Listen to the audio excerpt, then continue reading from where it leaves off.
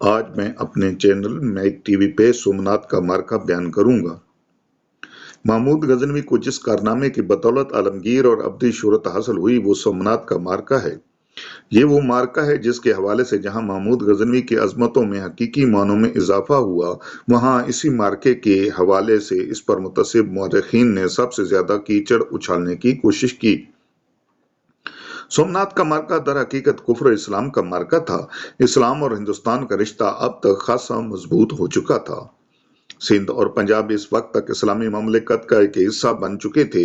महमूद के साथ आने वाले बहुत से मुसलमान हिंदुस्तान के अंदर फैल चुके थे। उन्होंने हिंदुस्तान के मुख्तलिफ हिस्सों में मुस्तकिल रिहाइश इख्तियार कर ली थी। इसके साथ साथ सूफिया इकराम कुफ्र को रोशनी में बदल रहे थे।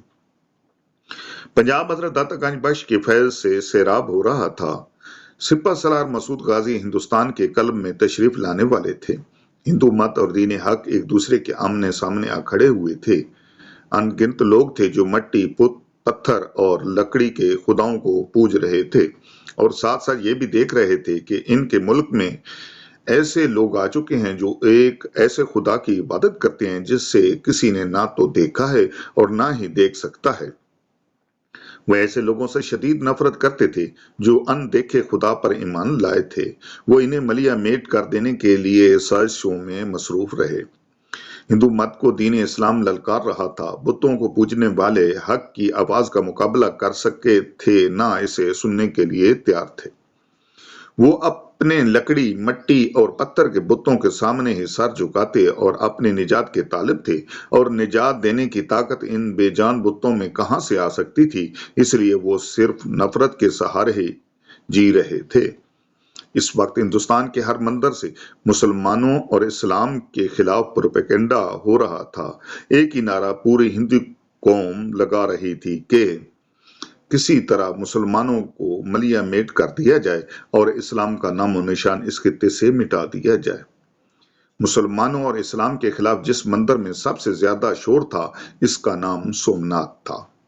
सोमनाथ, जिसे सोमनाथ भी लिखा और बोला जाता है, काठियावाड़ में समंदर के किनारे हिंदुओं का एक इंतहाई अहम मंदिर था। इसके साथ साथ हिंदुओं के दो मुकद्दस मकाम भी वाक़ थे, तरबीनी और देहत समरक। तरबीनी का मतलब है तीन नदियों का संगम। इसमें सुरमई, हिरन और केपला तीन नदियां एक दूसरे में मिल जाती थीं। देहात हिंदुओं के अवतार कृष्ण से मंसूब था। सोम का मतलब है चांद। सोमनाथ चांद से मौसूम था, इसी वजह से इसे सोमनाथ कहते थे। हिंदुओं की कदीम मजहबी किताबों में इस मंदिर के बारे में बहुत सी रिवायात तहरीर थीं, इसीलिए इसे बहुत मुकद्दस, पाक और पुत्र स्थान समझा जाता था। यहाँ लिंग का मुजस्मा भी था, जिसके साथ हिंदुओं के जिनसी रवैये मरबूत हैं और हिंदू जाति के कजरुल जिनसी आमाल और अकायद का भी इजहार होता है। चांद गिरन और सूरज गिरन के वक्त लाखों हिंदू इस मंदिर में जमा होकर इबादत करते थे। इस मंदिर की अहमियत और दौलत का अंदाजा इन कवायब से लगाया जा सकता है। कुर्ब जवार के 10,000 गांव इस मंदिर की कफालत और जरूरतों के लिए वक्फ किए जा चुके थे। यहाँ 2000 पुजारी हम वक्त रहते थे। इनकी हर जरूरत मंदिर की तरफ से पूरी की जाती थी। 500 गायें मंदिर के साथ मुंसलिक थीं। हिंदू गाय को मुतबरक समझते हैं, इसलिए इन 500 गायों की खुराक वगैरह का इत्माम किया जाता था।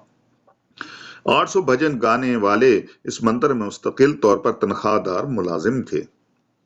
300 गवैये इसके अलावा थे जिनको तनख्वाह दी जाती थी। मंदिर का घंटा सोने की एक जंजीर में लटका हुआ था, जिसका वजन 200 मन बताया जाता है। ये घंटा इबादत के वक्त बजाया जाता था। लिंग के मुजस्मे के स्नान के लिए हर रोज दरिया गंगा से पानी आता था, जो वहां से 1000 मील दूर था।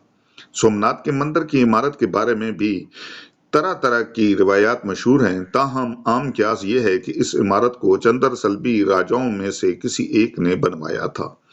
नीज ये भी बताया जाता है कि मंदिर में 56 अदद सतून थे। इस मंदिर के साथ तरह तरह की करामात मंसूब की गई थी। दावा किया जाता था कि सोमनाथ में इबादत की वजह से समंदर में मदोजर आता है। सोमनाथ के बारे में ये प्रोपेगंडा भी आम था कि इसे फतह नहीं किया जा सकता। ये मंदिर नाकाबिल तस्खीर है। जो इस पर हमला करेगा, देवता इस को भस्म कर देंगे। सोमनाथ के मंदिर के पुजारी महमूद गजनवी के खिलाफ मुसलसल प्रोपेगेंडा कर रहे थे। वो बार बार ऐलान करते थे और हिंदुओं के दिलों में ये यकीन पुख्ता करते थे कि चूंकि इस मंदिर को देवताओं का तहफ़्फ़ुज़ हासिल है, इसलिए महमूद गजनवी इसे कभी फतह नहीं कर सकता। नादान पुजारी दरअसल इनके इस दावा की वजह से ये थी कि सोमनाथ का महल वकूअ ऐसा था कि इनके ख्याल में सुल्तान महमूद गजनवी वहां ना पहुंच सकता था। दरअसल वो महमूद गजनवी की हकीकत से आशना नहीं थे। इन्हें इल्म नहीं था कि इनके ये दावे ही दरअसल इनके लिए बर्बादी का सामान बन रहे हैं। इस तरह वो इस शख्स को चैलेंज कर रहे हैं जो मुश्किल से मुश्किल तरीन चैलेंज कबूल करने का आदी है। वो महमूद को अपनी इन बेसरोपा बातों से खुद मुश्तइल कर रहे थे। महमूद को इल्म था कि सोमनाथ में मुसलमानों और इस्लाम के खिलाफ क्या खिचड़ी पक रही है। सोमनाथ के बारे में पुजारियों की लाफजनी का भी इसे इल्म हो चुका था। कहा जाता है कि एक बार जब इसके सामने ये बातें दोहराई गईं कि सोमनाथ के पुजारी दावा करते हैं कि वो यहाँ हमला नहीं कर सकता और अगर इसने हमला किया तो देवता इसे नेस्तो नाबूद कर देंगे, तो महमूद गजनवी बेख्तियार मुस्कुरा दिया। इसकी मुस्कुराहट कह रही थी कि ऐसे बेहुदा दावा करने वाले एक दिन खुद देख लेंगे कि इन दावों की असलियत क्या है। सोमनाथ को फतह करना वाकई बहुत मुश्किल बल्कि किसी हद तक नामुमकिन था। सोमनाथ का किला बहुत मजबूत और मुस्तहकम था। किले के 3 तरफ दरिया और चौथी तरफ गहरी खंदक थी। सोमनाथ के अतराफ और जवानिब में राजपूतों की 27 रियासतें वाक़ थीं जो सोमनाथ के मुहाफ़िज़ थीं। महमूद गजनवी ने तमाम मालूमात जमा करने की कोशिश की। इससे मालूम हुआ सोमनाथ के शुमाली हिस्से में खंबालिया तक वो राजपूत हुक्मरान हैं जिनकी गोद जेठवा है।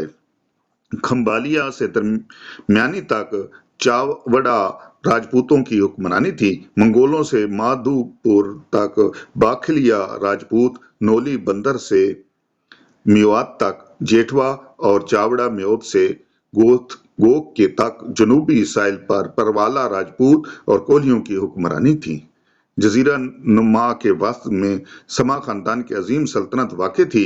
दूसरी तरफ गुजरात का सोलंकी खानदान और इसका राजा भीमदेव थे। इसके अलावा छोटी छोटी कितनी ही रियासतें थीं जो सोमनाथ के मुहाफिज थीं। लेकिन फिर भी महमूद गजनवी ने सोमनाथ पर हमला किया और उसे फतह करके इस्लाम का नाम रोशन किया।